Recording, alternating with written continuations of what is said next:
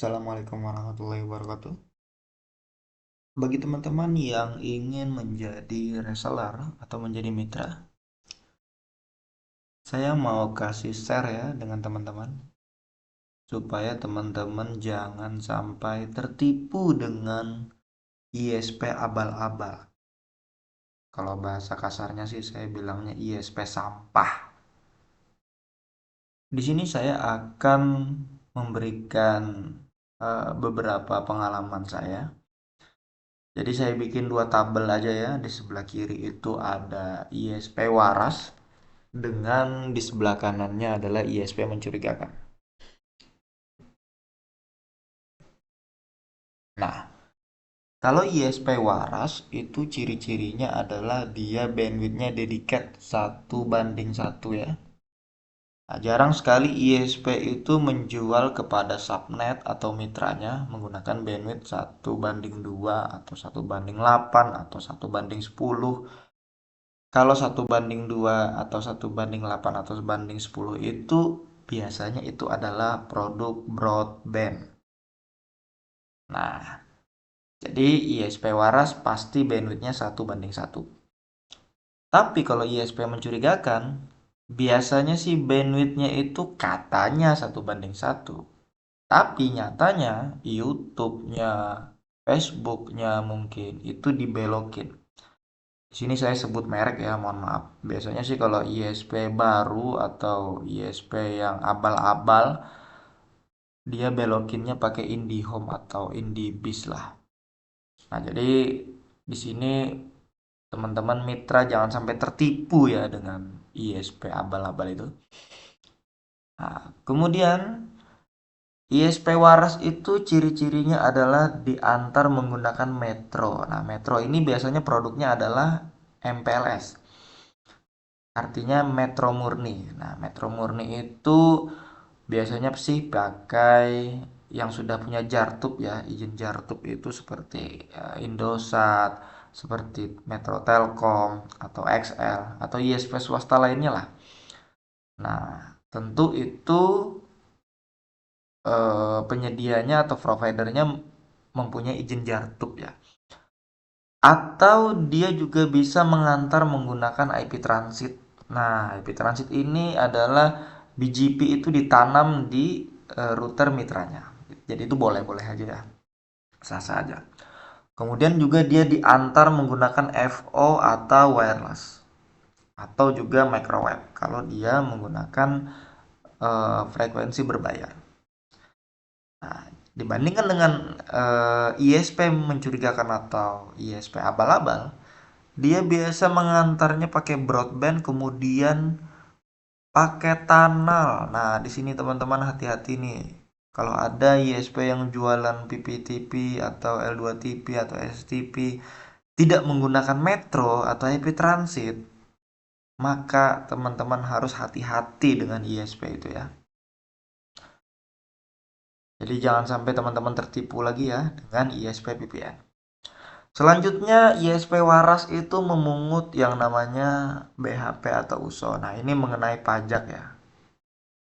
Nah, jadi semua laporan itu dilaporin berapa pelanggannya, berapa penghasilan kotornya. Nah, jadi itu nanti dipotong pajak ya untuk disampaikan atau dibayarkan ke Kominfo. Tapi kalau ISP mencurigakan dia tidak memungut BHP USO. Nah, jadi hati-hati ya. Ini sih nggak terlalu kentara ya. Kemudian ISP waras itu full route menggunakan jalur ke NAP ya. Nah, jadi kalau trafficnya ISP waras itu pasti menuju ke NAP atau ISP. Kalau ISP di sini maksudnya adalah dia mungkin PNI atau NNI. Ini adalah Private Network Interconnection. Jadi intinya piring privat ya. Jadi kalau misalkan ISP-nya itu piring GGC ke ISP, nah itu boleh-boleh aja. Tapi kalau traffic internasional dia wajib ke NAP. Nah, kalau ISP mencurigakan, routingnya hanya speed test dan situs pengecekan IP.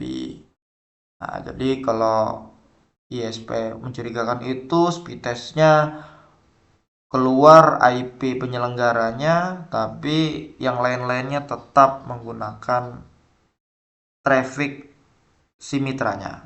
Jadi misalkan dia pakai IndiHome, kemudian dia tunnel ke ISP, terus di speed test keluar IP ISP-nya. Tapi kalau di traffic-traffic lain, dia tetap pakai broadband. Nah, jadi jangan sampai ya teman-teman cuma dapat speed test doang. Terus ISP waras itu memungut PPN 11% kalau dia PKP. Tapi kalau dia omsetnya belum mencapai sih dia belum 11% ya. Tapi kalau tidak memungut PPN, nah ini mencurigakan. Jadi jangan dipilih juga ya.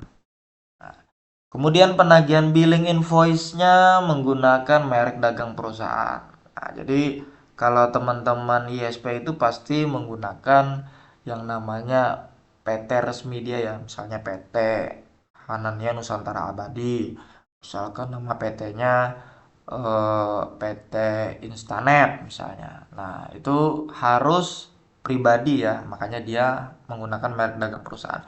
Tapi kalau penagihan invoice-nya tidak menggunakan merek dagang, nah ini juga abal-abal. Nah, teman-teman juga berbahaya kalau menggunakan atau tidak menggunakan merek dagang perusahaan itu. Jadi kalau nama perusahaannya Instanet, tapi penagihan invoice-nya menggunakan merek apa namanya ISP abal-abal misalnya atau PT abal-abal. Jadi jangan juga ya, atau hati-hati juga. Kemudian ISP waras itu menggunakan yang namanya IP dan AS number-nya yang sudah terdaftar di ID-NIC atau di APNIC atau di tempat lain lah. Intinya dia punya izin penyelenggara telekomunikasi yang terdaftar di Kominfo ya. Tapi kalau ISP mencurigakan itu IP dan ASN-nya tidak sesuai. Nah, jadi hati-hati ya. Kemudian juga dia melaksanakan PKS. Nah, PKS ini adalah perjanjian kerjasama. Nah, itu di dalamnya terdapat tidak boleh menggunakan bandwidth selain ISP penjualnya. Kemudian wajib melakukan filtering negatif porno, judi, dan sebagainya. Nah, jadi nggak boleh ya teman-teman di dalam komitmen PKS-nya itu harus full bandwidth dari ISP-nya. Tapi kalau teman-teman mencoba untuk memix bandwidth dan ternyata terciduk oleh polisi cyber reskrim apa tuh namanya saya lupa juga. Pokoknya diskrimsus lah intinya atau kominfo lah. Tiba-tiba menciduk teman-teman dan ISP induknya tidak bisa menolong, alias hanya menolong sesuai dengan komitmen yang sesuai di dalam PKS. Nah, jadi kalau ada ISP yang tidak melakukan filtering juga berbahaya ya. Anda juga bisa dilaporin ke kemana ya. Adalah pokoknya. Jadi kalau dilaporin ISP-nya bisa dapat surat cinta. Nah, kira-kira begitu saja yang bisa saya sampaikan. Mungkin pembahasan ini agak sedikit berat, tapi pelan-pelan Anda harus mencerna ya. Semoga bermanfaat. Terima kasih. Assalamualaikum warahmatullahi wabarakatuh.